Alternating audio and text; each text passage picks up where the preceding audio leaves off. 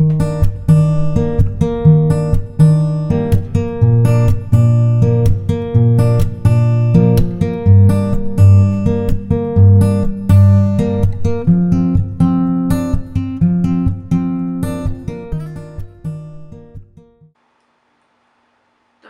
an ear for God.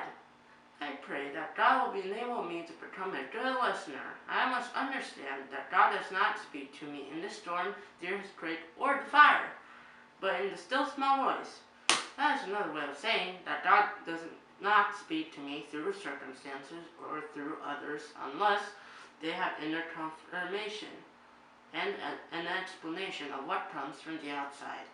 Eli, the old priest, was wise enough to know that God's will for Samuel, his aide, had to come directly from God to Samuel.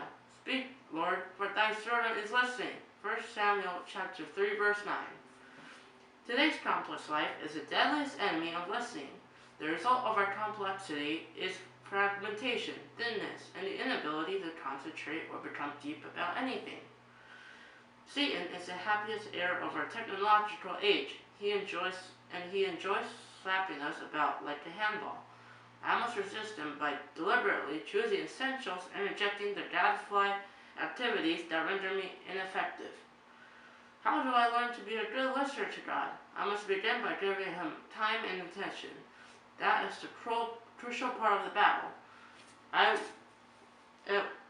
must reject the siren calls that tell me to be everything to everybody and simply concentrate on God.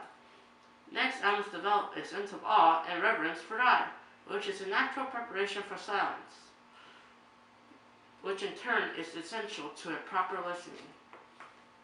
Once I develop an ear for God, I'll be able to hear him even in crowds and, as Brother Lawrence said, go forward even in sleep.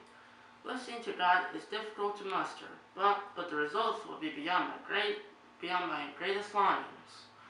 He says, listen carefully to me, and eat what is good, and delight yourself in abundance. Isaiah chapter 52, verse 2.